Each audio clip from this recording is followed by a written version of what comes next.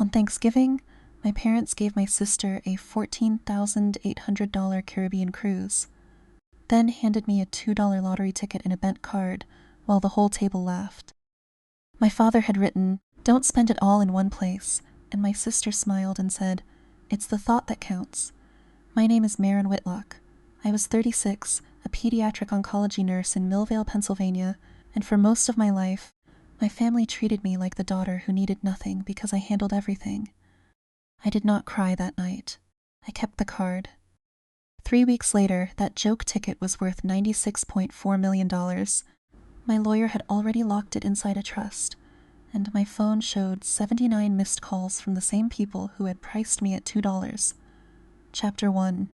The $2 joke. By the time I pulled into my parents' driveway on Thanksgiving afternoon, I had already been awake for almost 16 hours. My name is Maren Whitlock. I was 36 years old, living alone in a small apartment in Millvale, Pennsylvania, and working as a pediatric oncology nurse at St. Agnes Children's Hospital. That morning, I had finished a 12-hour shift with coffee in my stomach, dried hand sanitizer on my wrists, and the kind of exhaustion that settles behind your eyes instead of in your body. I should have gone home. I should have taken a shower, reheated soup, and slept until the next morning. Instead, I drove 42 minutes to Hartley Ridge because in my family, good daughters showed up. Good daughters came early. Good daughters helped in the kitchen. Good daughters remembered who was allergic to pecans, who needed low-sodium gravy, and whether Grandpa Elliot had taken his afternoon medication. Good daughters did not mention that they were tired. They did not say that a child had cried in their arms that morning, while his mother tried not to break down beside the bed. They did not walk into Thanksgiving and ask to be cared for. They brought ice. They peeled potatoes. They smiled. My parents' house looked perfect from the street. White trim, yellow porch light. 2 pumpkins still sitting beside the steps, even though one had started to sink in on itself.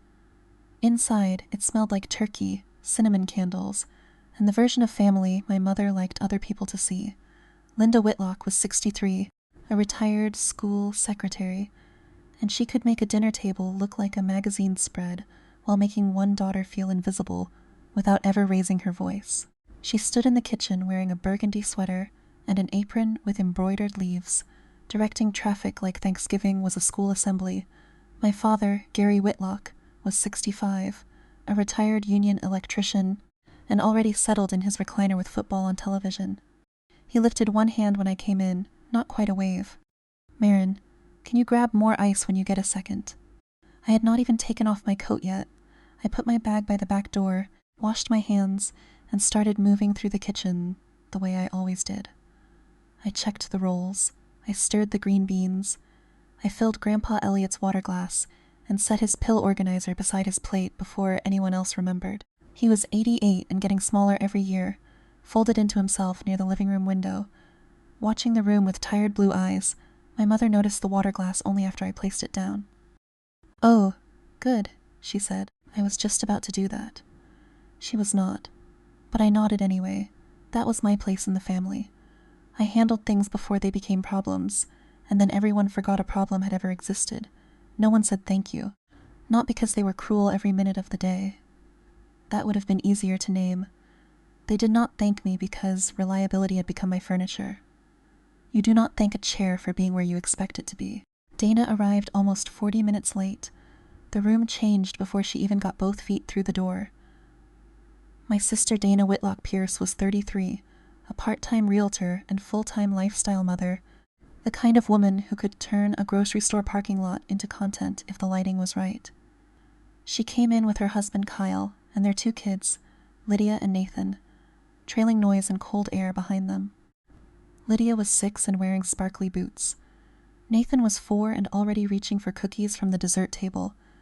My mother lit up. "There she is," Linda said, as if Dana had crossed an ocean instead of missed the first half of dinner prep. My father stood from his recliner. Actually stood. Dana kissed his cheek, then handed my mother a bottle of wine she had not bothered to chill. Kyle clapped my father on the shoulder and started talking about a property he was looking at near Cranberry, as though everyone in the room had forgotten the house-flipping deal in 2021 that had cost my father enough money to make him stop opening certain envelopes at the kitchen table. Nobody had forgotten. They had just agreed not to call it failure when Kyle did it. The children ran through the living room, nearly knocking into Grandpa Elliot's walker. My mother laughed and called them spirited. If I had made that much noise at their age, I would have been sent outside until dessert. I was standing at the sink, hands wet from rinsing serving spoons, when I heard my mother tell Dana she looked beautiful. She asked if Dana was exhausted from managing the kids. She asked Kyle about his next deal. She told them both they worked too hard. I waited for someone to ask me if I was tired. No one did. Dinner itself passed the way most holidays did. Dana talked. Kyle expanded. My mother performed warmth. My father laughed louder at Kyle's jokes than they deserved.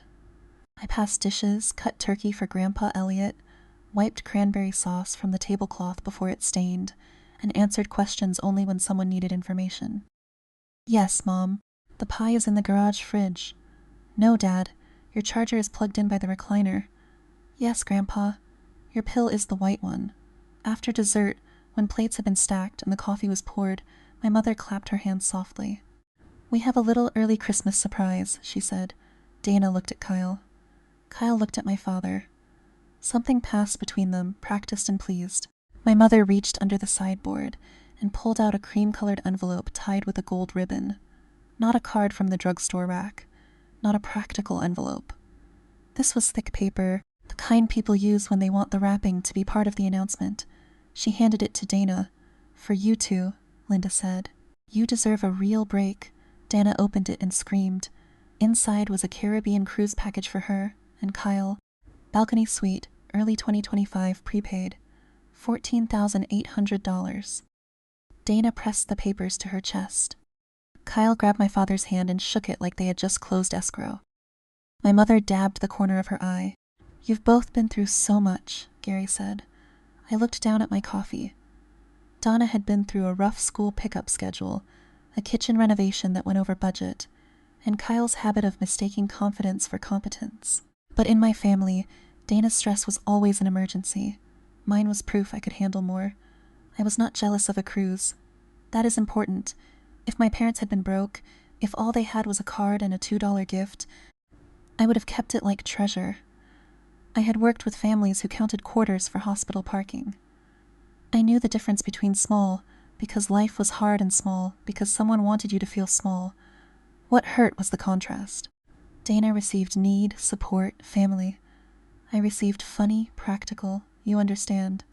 When the excitement finally dipped, my mother turned toward me with a smile that arrived just a little too early. We didn't forget you, Maren. The table laughed before I even touched the envelope. That was how I knew. My father slid a card across the table with 2 fingers. It was bent slightly at one corner, the kind of Thanksgiving card you buy from the end cap near the register because you forgot until the last minute. My name was written on the front in my father's blocky electrician handwriting. I opened it. Inside was a $2 lottery ticket from Hartley Corner Market. Tucked above it was a note in blue ink. Don't spend it all in one place. For a second, nobody breathed. Not because they were ashamed. Because they were waiting for me to perform the right reaction. Then Dana laughed.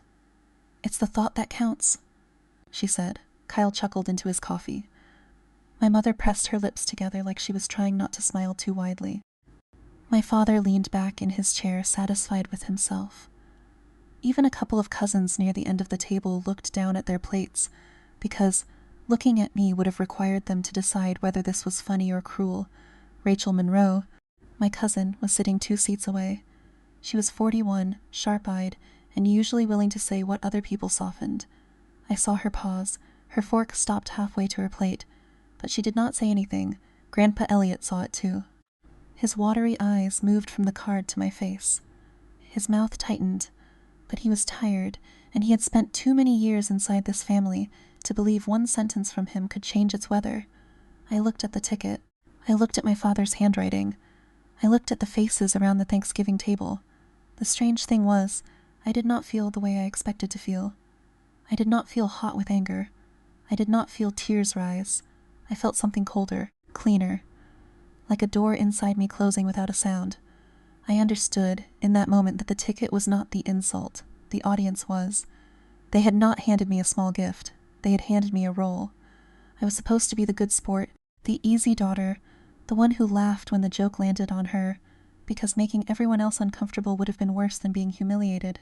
So, I did what I had been trained to do. I smiled just enough. "Thanks, Dad." My voice sounded calm. Maybe too calm. My mother relaxed, because my reaction had given everyone permission to move on. Dana started talking about cruise excursions. Kyle asked if the package included drink credits. My father turned the football volume back up. Just like that, the room left me behind. But I did not leave the card behind. When people started gathering wrapping paper and napkins, I folded the card carefully. I slipped the $2 lottery ticket back inside. Then I put the whole thing into the pocket of my coat hanging by the back door. I did not know why I kept it. Not then. I only knew I could not let it be swept into the trash with pie crumbs and ribbon. I needed proof that it had happened. Proof that I had not imagined the pause before the laughter. Proof that my father had written the words. Proof that my sister had said it was the thought that counted, and that the thought had been exactly the problem. Later, I drove back to Millvale through the cold Pennsylvania dark, with the heater blowing against my knees and my hands steady on the wheel. I did not cry. Crying would have made it feel like surprise, and by then it was not surprise anymore. It was recognitions. When I got home, my apartment was quiet. One lamp still glowed by the couch. My work shoes were where I had kicked them off that morning before deciding I had just enough energy to be a daughter for one more day. I took off my coat and pulled the card from the pocket. For a long moment, I stood in my little kitchen holding it. Then I opened the refrigerator door, took a magnet from the side, and pinned the card where I would see it every morning. The lottery ticket stayed inside. My father's note faced out. "Don't spend it all in one place." I stood there in my scrubs, alone under the hum of the refrigerator, and admitted something I had been avoiding for years. My family had not forgotten me. They had priced me. Chapter 2. The night the numbers matched for the next few mornings, I saw that card before I saw my own face. It hung on my refrigerator in my little Millvale kitchen, held up by a magnet from a hospital fundraiser. With my father's handwriting facing out like a label, I had finally stopped pretending I could not read. Don't spend it all in one place. I would come home from St. Agnes with my hair pulled too tight and my feet aching inside shoes that had seen too many 12-hour shifts. I would set my keys in the chipped ceramic bowl by the microwave, reach for water, and there it was. Bent corner, cheap cardstock, blue ink. $2 lottery ticket still tucked inside like the punchline had not finished landing. The strange thing was that it helped, not in a comforting way. More like a bruise helps you remember where you were hit. Every time I started to soften the memory, every time that old trained voice in my head said, "Maybe they didn't mean it, maybe you're too sensitive, maybe it was just a joke," I looked at the card and remembered the table laughing before I opened it. My family had always been good at making neglect look like confidence in me. In 2006, when I was 18, I got a partial scholarship to nursing school and worked nights to cover what the scholarship did not. My parents acted proud, but underneath that pride was relief. Maren has it handled. That became the family policy. Donna needed a car in 2010, and my parents helped because she was young and commuting was hard. Dana needed wedding money in 2016, and my parents helped because a daughter deserved one beautiful day. Dana and Kyle needed a down payment in 2019, and my parents helped because renting was throwing money away. Kyle lost money in a house flipping deal in 2021, and my father quietly covered enough of the damage that Dana would not have to stress. When I needed help, the answer was different. "You're so good with paperwork, Maren. Can you look at your mother's insurance forms? You're already going that direction, honey. Can you take Grandpa Elliot to his appointment? You know how Dana gets when she's overwhelmed. Could you send her $1,800 just until Friday?" Friday came and went. So did the next Friday. The money never came back, and nobody mentioned it again. That was how it worked. Dana's needs were emergencies. Mine were evidence that I was strong. Being reliable in my family did not earn me love. It earned me more work. On December 5th, exactly 1 week after Thanksgiving, I had one of those shifts that made the world feel heavier than it had any right to feel. I was on pediatric oncology at St. Agnes Children's Hospital, and we were short again. Janelle Brooks, our charge nurse, had been moving with that sharp, quiet speed nurses get when there are too many patients and not enough hands. Dr. Maya Chen was on the phone for almost 20 minutes trying to find a portable monitor because one of our kids was unstable enough that nobody wanted to move him, but we also did not have the equipment we needed where we needed it. We had been asking for more portable monitors for almost 2 years. 2 years of forms. 2 years of polite budget language. 2 years of making do while parents looked at us like we controlled the whole system. That afternoon, I found Angela Ruiz crying in the hallway near the vending machines. Her son was asleep down the hall, finally, after a morning of fever and labs and fear. Angela had one hand over her mouth and her phone in the other. I stopped beside her. "Angela, what happened?" She wiped her face fast, embarrassed to be seen breaking. "Nothing. It's not him. He's okay right now." I waited. She shook her head. "The motel wants another week paid up front. My sister can maybe send 100 by Monday, but I don't know. I can't drive back and forth from Erie every day. I can't leave him. I can't lose my job either. There are moments in a hospital when you can do everything medically right and still feel useless." I got her connected with social work. I found her coffee. I sat with her for 6 minutes I did not really have. Then I went back to work because another call light was blinking, and another mother needed an answer I could not fully give. By the time I got home, I was hollow. I did not want dinner. I did not want television. I did not want to return my mother's missed call from earlier that afternoon, because I already knew it would be about whether I could help her understand a Medicare notice for Grandpa Elliot. I opened the refrigerator and saw the card. For a second, I wanted to rip it in half. Instead, I stared at the lottery ticket tucked inside and let out a tired laugh that had no humor in it. "Fine," I said to my empty kitchen. "Let's spend the $2. It was not a scratch-off.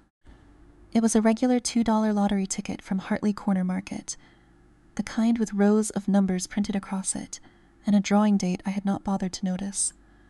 I took it from the card, smoothed it on the counter, and opened the Pennsylvania Lottery website on my phone. At first, I thought I was reading it wrong. That happens after a long shift. Numbers blur. Your brain grabs patterns that are not there. I had double-checked medication doses, chemo orders, and patient wristbands too many times in my life to trust the first pass of anything important. So I checked again. Then I checked the date. Then I checked the ticket number. Then I opened the official app and scanned it. The screen changed. I froze. I scanned it again. The same message came back. My hands went cold before the rest of me understood why. The advertised jackpot was $96.4 million. For a while, I did not move.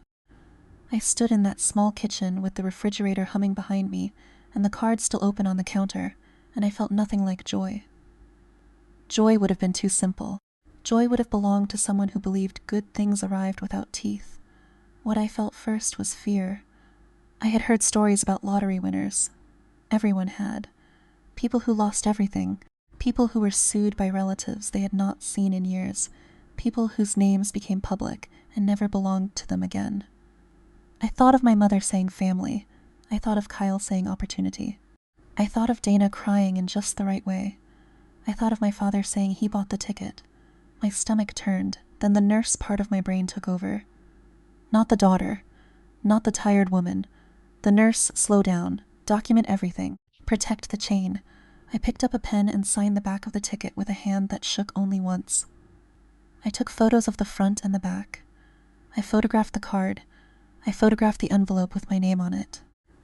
I zoomed in on my father's handwriting, the blue ink, the sentence he had written when he thought he was being funny. Don't spend it all in one place. I placed the ticket inside a plastic sleeve from an old packet of tax documents, then into a waterproof pouch I used for important papers. I put the card and envelope with it. Then I emailed the photos to a private email account only I used for documents. Only after all that did I pick up my phone and look at my mother's name. Linda Whitlock. My thumb hovered over it. That reflex was still there, embarrassingly alive. Something impossible had happened, and some child-sized part of me wanted to call my mother. Not because she had earned it. Because children are built to look for their mothers when the floor disappears. I almost pressed call. Then I looked at the refrigerator, at the empty spot where the card had been hanging all week, and I remembered the table. I remembered Dana's laugh. I remembered my father leaning back in his chair, pleased with himself. I remembered my mother relaxing when I gave the right answer. If I called, it would not be my miracle by morning. It would be a family blessing, a family responsibility, a family discussion. I set the phone down. The next morning, December 6th, I called out for a personal day. I told Janelle I had an urgent legal appointment. She sounded tired enough not to ask too many questions. "Are you okay?" she asked. That one question nearly undid me. "I think so," I said. "I just need one day." I drove to the Commonwealth Lottery office with the ticket secured inside my bag, and my bag held against my body like a living thing. I remember every ordinary detail from that morning. A man in front of me arguing about a claim form. A woman with red gloves dropping her pen, the smell of old coffee, the sound of fluorescent lights. When the official confirmed it, my ears rang. The headline number was $96.4 million. The lump sum would be far less, around $43.7 million before taxes, and the final amount after taxes would be smaller again, somewhere around $27.8 million. The person explaining it was careful, professional, kind in a distant way. I nodded like I understood. But there is no normal way to understand a number that large, when the night before you were debating whether you could put off buying new work shoes for one more month. I did not think about mansions. I did not think about sports cars. I thought about locked doors. I thought about silence. I thought about never again having to answer a phone call just because guilt was on the other end. The lottery office gave me instructions. I took notes. Then I stepped outside into the cold and searched for an attorney before I let myself breathe too deeply. Vance & Calder LLP was in Pittsburgh, in a building with glass doors and a receptionist who did not blink when I said I needed to speak with someone about a lottery claim in privacy. Within an hour, I was sitting across from Patricia Vance. She was 52, composed, with silver-threaded dark hair and the calmest hands I had ever seen. She did not gasp when I told her. She did not congratulate me first. She opened a legal pad. "Have you told anyone?" "No." "Not a parent, not a sibling, not a friend?" "No." She looked up then, and for the first time I saw approval cross her face. "Good," she said. "Then we can still protect you." I slid my phone across the desk and showed her the photos. The signed ticket, the front and back. The Thanksgiving card, the envelope with my name, my father's handwriting. Patricia studied each one carefully. "This was given to you inside a card addressed to you." "Yes." "In front of witnesses." "Yes." "And you signed the ticket before initiating the claim." "This morning," she nodded. "That helps. A lot." I let out a breath I did not know I was holding. Then she leaned back slightly. "From this moment until we have the right structure in place, you do not tell your family. You do not answer questions about money. You do not let anyone photograph the ticket, the card, or any claim documents. If someone finds out early, they can create pressure before we create protection." "My father bought it," I said quietly. "Your father gifted it," Patricia said. "There is a difference, and lucky for you, he put that difference in writing." For the first time since the app had scanned the ticket, I almost laughed, not because it was funny, because my father's joke had become evidence. Patricia closed the folder and looked at me with the kind of seriousness that made me sit straighter. "The money is not the miracle, Maren. The silence is. Most people lose protection in the first phone call." I thought of my thumb hovering over my mother's name. I thought of the call I had not made, and I understood that for once, not being the daughter who ran to fix everything had saved me. When I left Vance & Calder, Pittsburgh was gray and cold, the kind of December afternoon where the sky looked like wet concrete. I sat in my car with my hands on the steering wheel and my phone face down in the passenger seat. It had not rung. Not yet. For the first time in my life, I had something my family would want more than they had ever wanted me. And for the first time, I had no intention of handing it over. Chapter 3. Hearthline Trust. Patricia did not let the wonder sit in the room for long. She had the kind of face that made panic feel almost impolite. While I was still trying to understand how a $2 ticket from Hartley Corner Market had become the largest number I had ever seen attached to my name, she was already drawing boxes on a yellow legal pad. "We move in the right order," she said. Trust first, claim second. Silence the entire time. I sat across from her with my coat still on, both hands wrapped around a paper cup of coffee I had not touched. What happens if my family finds out before that? Patricia looked up. Then they start building a story before we build protection. That sentence stayed with me. She explained it without making me feel stupid. Pennsylvania law allowed claims through a legal entity when done properly, but properly was the only word that mattered. Hearthline Trust would be created before the claim. Hearthline Trust would own Quiet Harbor LLC. Vance and Calder LLP would handle the claim, the privacy structure, and the communications. My name would not be the one sitting in a local headline for every cousin, neighbor, and former classmate to circle. It does not make you invisible, Patricia said. Nothing does. But it makes you harder to reach, harder to pressure, and harder to bully into a bad decision. Bully, I repeated. She did not soften the word. Money makes polite people bold. It makes entitled people dangerous. For the next 2 weeks, I lived inside that warning. Patricia did not wait for one thing to finish before moving the next piece into place. While Hearthline Trust was being drafted, she was already preparing the claim structure. While Quiet Harbor LLC was being formed under the trust, she was already telling me what not to say, what not to sign, and what not to let anyone photograph. Every email from her sounded calm and precise, which helped because every time my phone buzzed, my stomach still tightened before I saw who it was. By December 18th, the structure was in place. Hearthline Trust existed. Quiet Harbor LLC existed under it. The claim could move forward without my name becoming the first thing Hartley Ridge saw in a headline. Some things were completed immediately. Other things were already moving through Patricia's office before the town ever knew where the winning ticket had been sold. And through all of it, I kept going to work. That was the strangest part. A person can have a life-changing secret and still have to badge into a hospital at 6:45 in the morning. I still wore the same navy scrubs. I still bought the same burnt coffee from the machine near the elevators.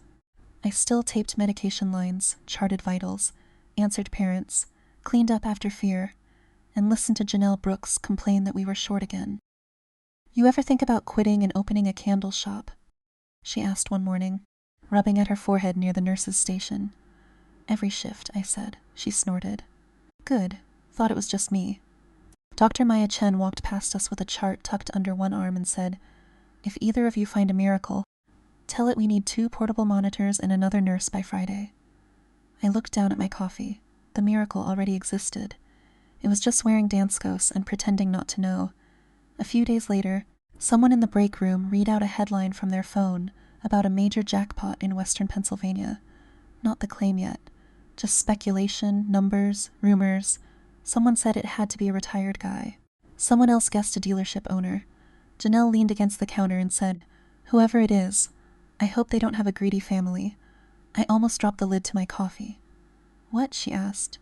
"Nothing," I said too quickly. "Just tired." Tired was always believable on our floor, but the question had already started turning inside me. If I finally had power, where was I going to point it?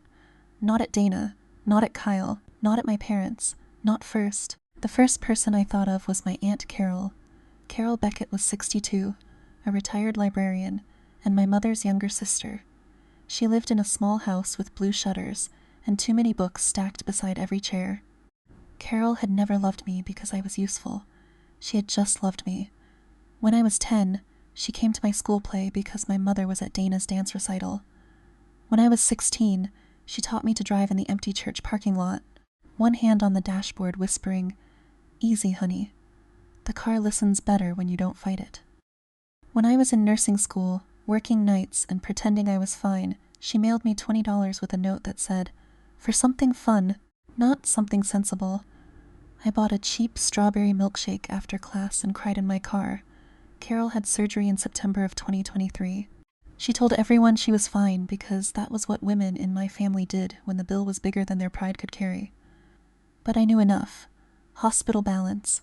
Collection agency. $61,400 hanging over her little house like weather. I called Patricia. "I want to pay someone's medical debt," I said.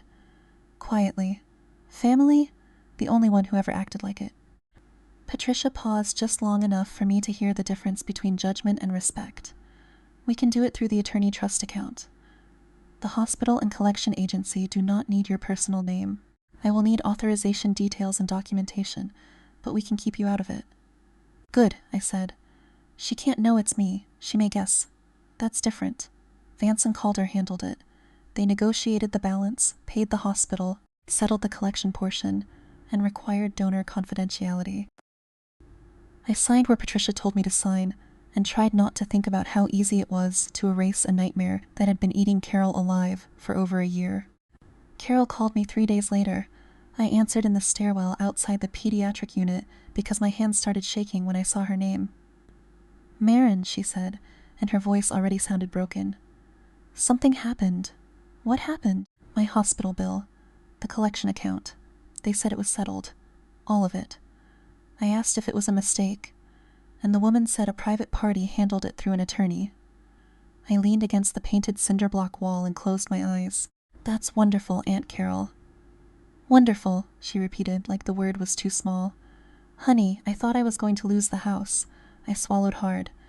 Maybe someone finally paid back what you gave them. She went quiet. Carol was not a woman who missed much. After a few seconds, she said softer, Are you all right, honey? That was when I almost cried, not when I saw the numbers. Not when the lottery official confirmed the prize. Not even when Patricia said she could protect me. I almost cried because Carol did not ask what I had. She asked how I was. I'm okay, I said. You sure? Your mother mentioned you've been distant since Thanksgiving. Of course she had. What did she say, that you're being sensitive again? That everyone had a nice holiday except you left chilly? I let out a breath that was almost a laugh. Chilly. Carol's voice changed. I saw enough, Maren. I did not answer. You don't have to explain it to me, she said. After we hung up, I stood in that stairwell for another minute, listening to the muffled sounds of the unit through the fire door. Monitors. Footsteps. A child crying. A parent murmuring comfort with a voice running on fumes.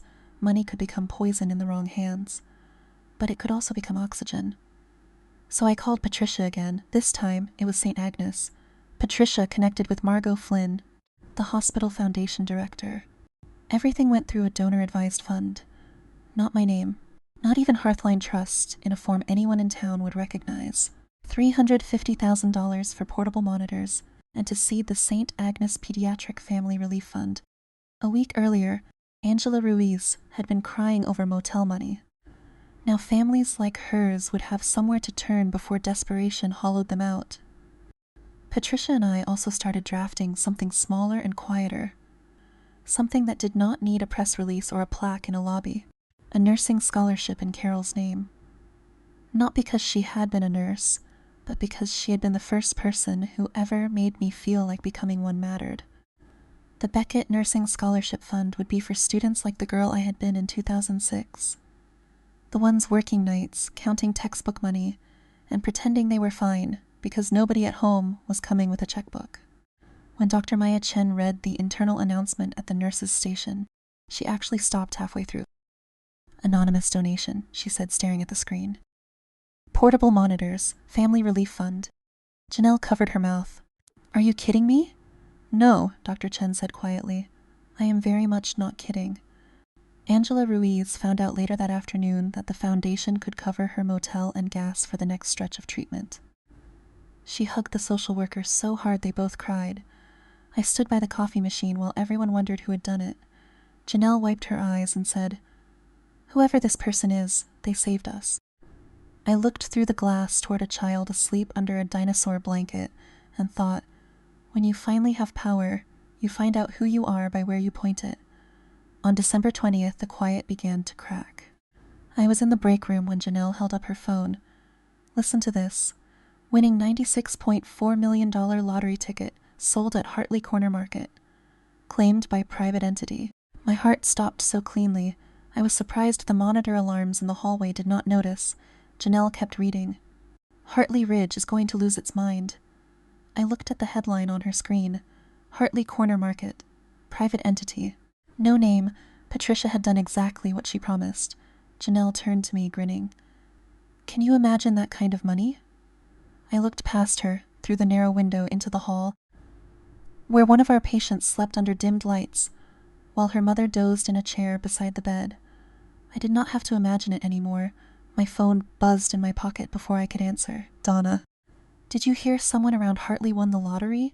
Crazy. Imagine. I stared at the message until the screen dimmed. Then I turned the phone face down on the break room table. My family was standing close enough to touch the truth, and they still could not imagine it belonged to me. Chapter 4. 79 Missed Calls. By the next morning, Hartley Ridge had turned the headline into a town sport. A jackpot that large did not stay quiet in a place where people still knew which cashier worked which shift and whose truck sat outside the diner too long after breakfast.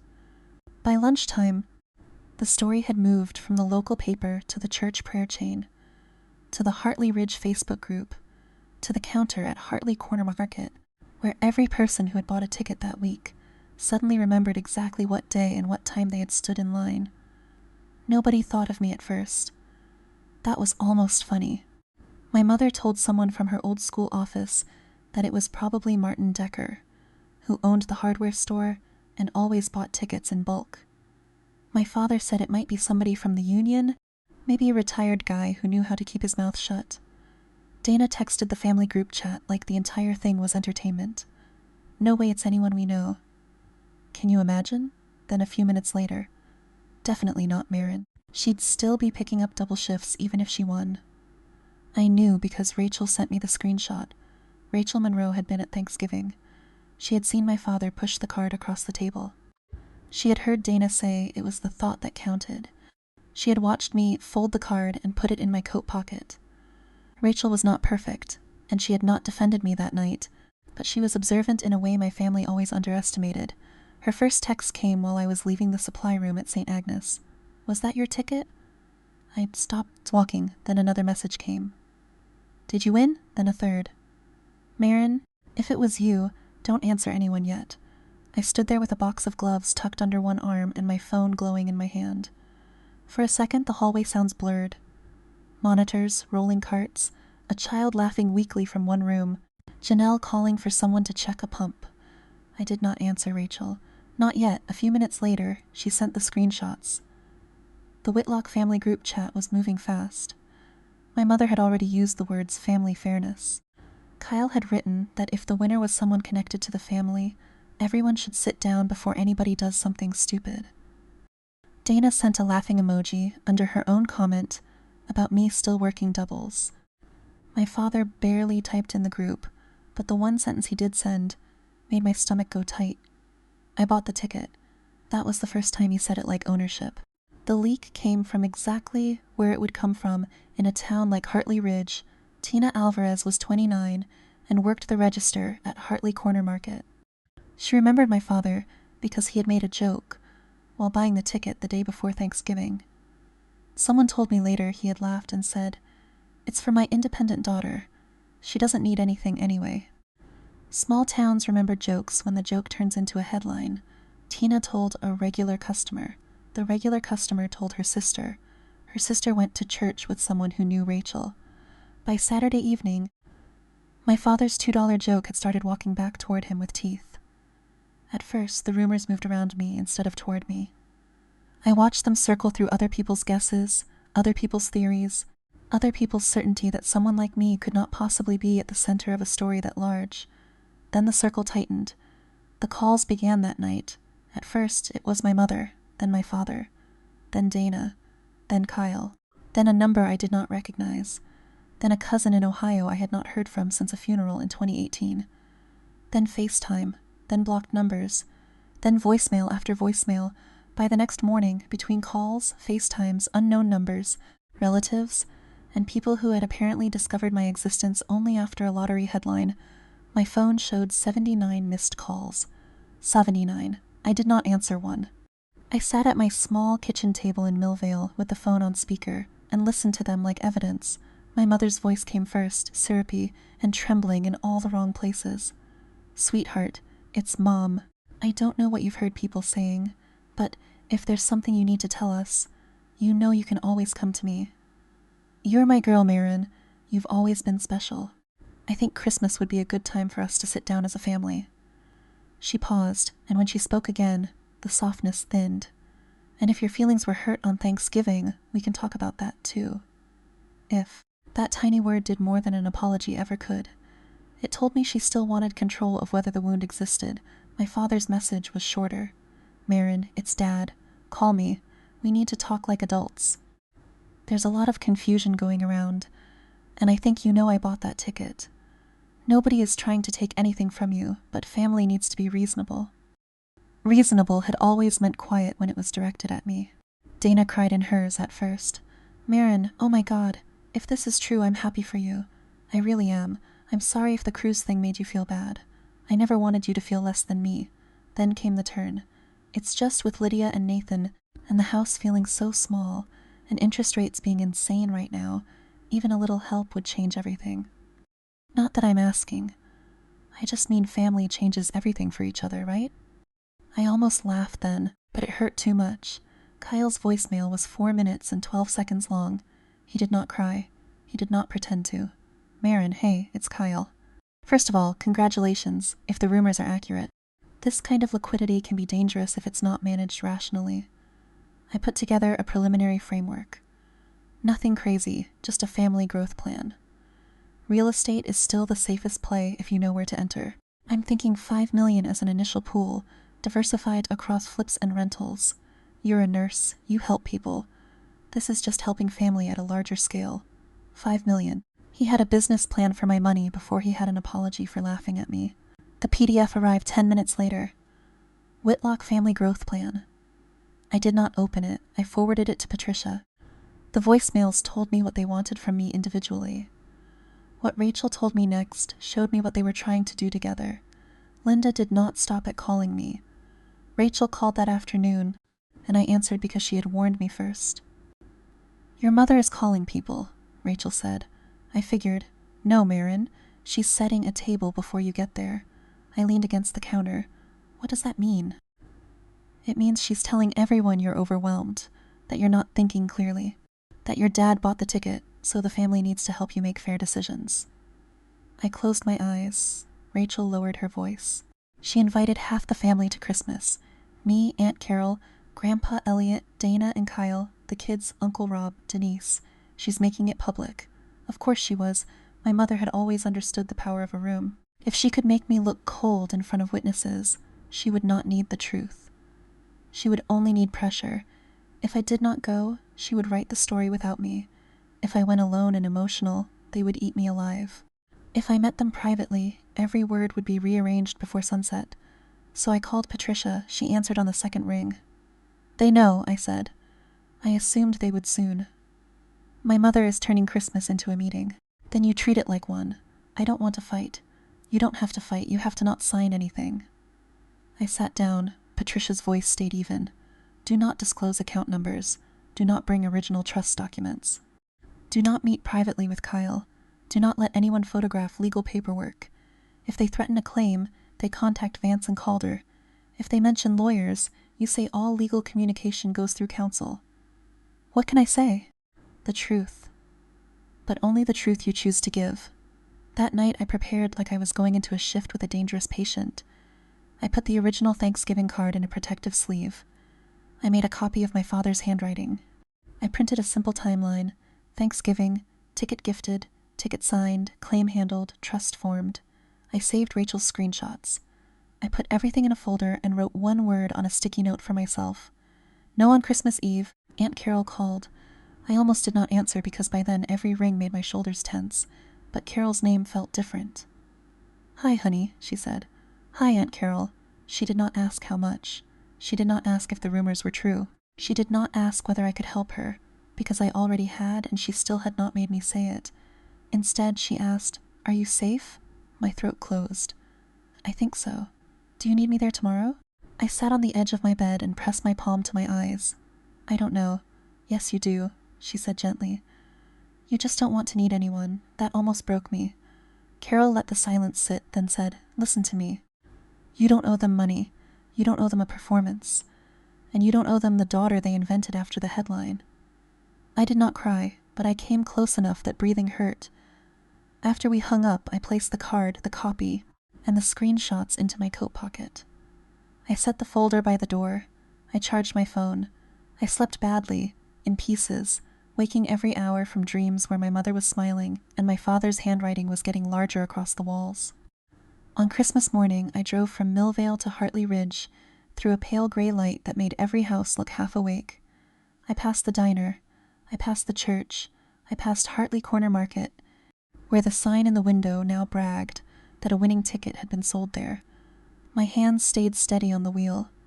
This time, I was not going to peel potatoes.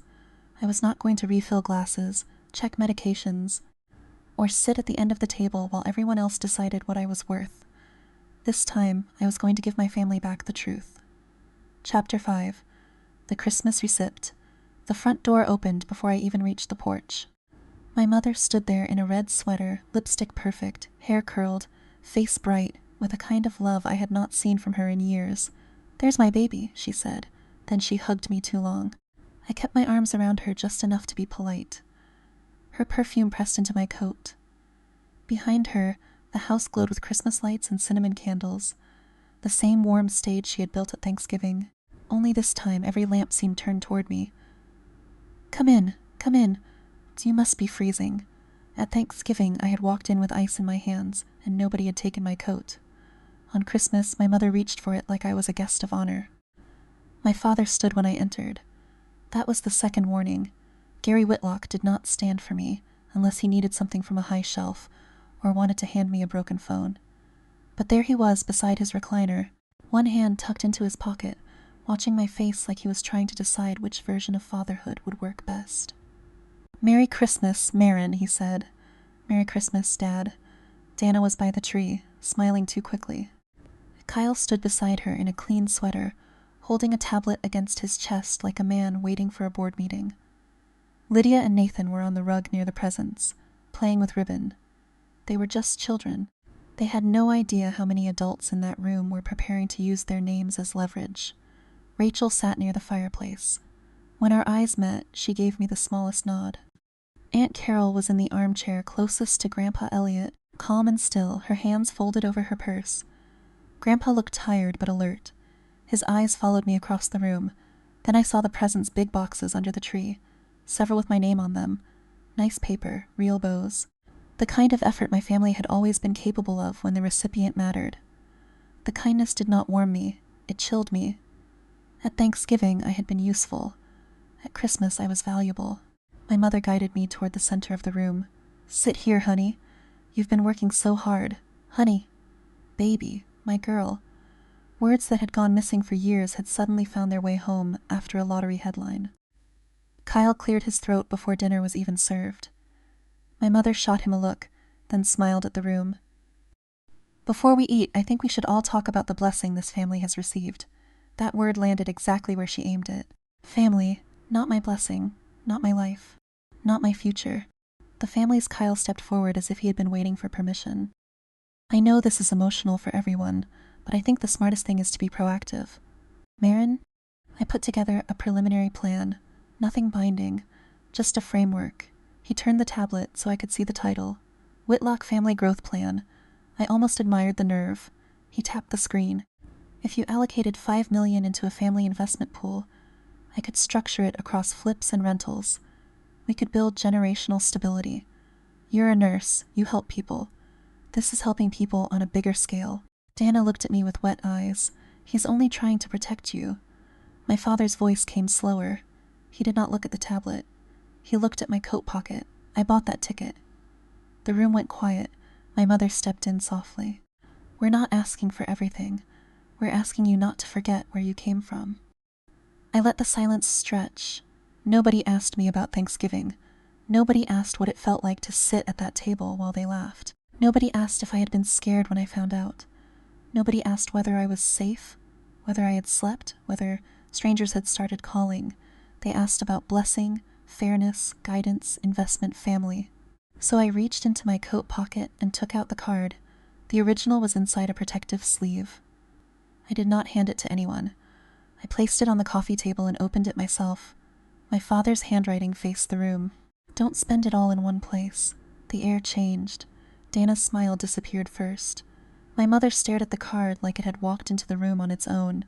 Kyle looked annoyed, as if evidence was an inconvenience. I spoke quietly. On Thanksgiving, Dana got a $14,800 cruise.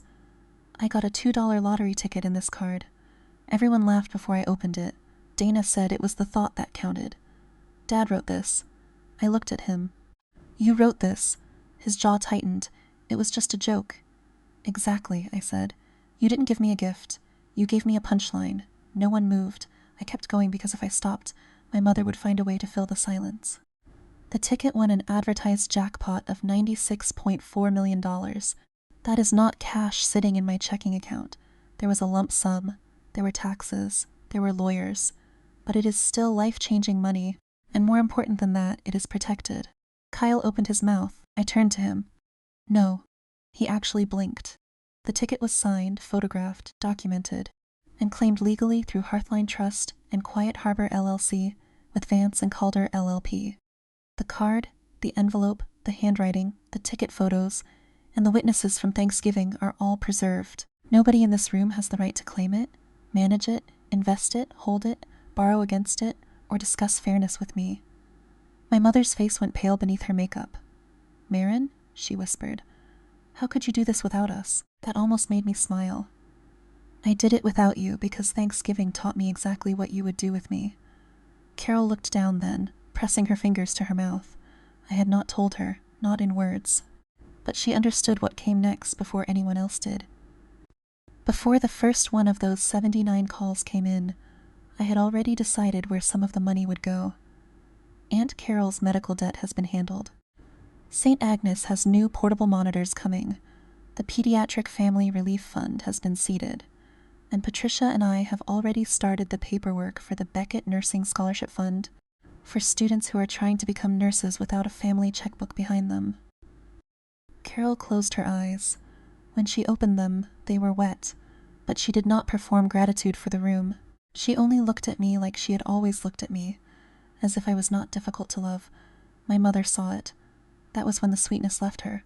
So Carol gets help before your own parents? Gary's face hardened. If I hadn't bought that ticket, you wouldn't have anything. Kyle stepped closer. This is exactly what I mean. You're being emotional. That kind of money needs structure. It has structure, I said. You're just not in it. Dana started crying. At first I thought it was the same kind of crying she had used in the voicemails, soft and useful. But then she looked at the card again, at the words my father had written, and something in her face cracked differently. It's the thought that counts, she started. Then she stopped. For the first time, I think she hurt herself. I did not rescue her from that moment. Rachel sat back, arms crossed. Grandpa Elliot looked at my father, then at me, and for once the room did not rush to make Gary comfortable. My mother tried again. You're humiliating us in front of everyone. No, I said. I'm telling the truth in front of everyone, because private is where this family rewrites things. Kyle's voice sharpened. We'll talk to a lawyer. Good, I said. All legal communication goes through Patricia Vance at Vance and Calder LLP. My father pointed at the card. That is mine. The original is mine, I said. This is a copy. I took the original back and slipped it into my coat pocket. The copy stayed on the coffee table like a receipt. Then I said the part they had all been waiting not to hear. I am not giving Kyle $5 million. I am not reimbursing anyone for Dana's cruise. I am not buying Mom and Dad a new house. I am not attending a family investment meeting, and I am not paying to be called your daughter. My mother cried harder. Kyle muttered something under his breath. Gary looked like he wanted to argue and could not find a clean place to stand. I wasn't cutting off family, I said. I was cutting off access. Then I left. I did not slam the door. I did not give them the satisfaction of a scene. I walked out of the house where I had peeled potatoes, filled glasses, checked pills, and swallowed insults, and this time my hands were empty because I was not carrying anyone else's expectations with me. The next morning, Gary sent one message saying he had bought the ticket, and Kyle sent 3 about lawyers, fairness, and financial mismanagement. I did not answer any of them. I forwarded everything to Patricia.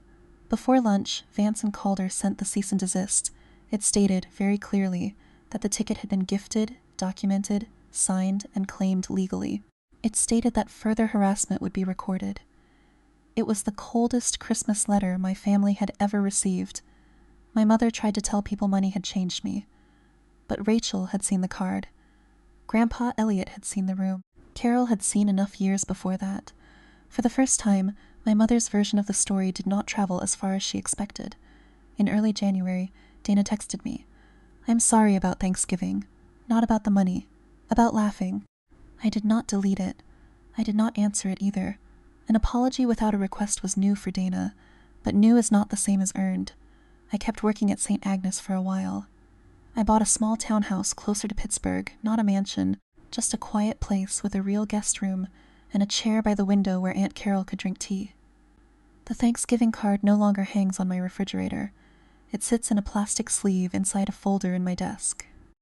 Not because I need to sue anyone, because sometimes the most important evidence is the kind you keep for yourself. The card reminds me that I did not imagine the laughter, and I did not misunderstand the joke. They priced me at $2. That was never my value. That was theirs. If someone gave you a $2 lottery ticket just to turn you into the family joke, and that ticket won enough to change your life, would you share it with them? Or would the joke be the only thing they deserve to get back?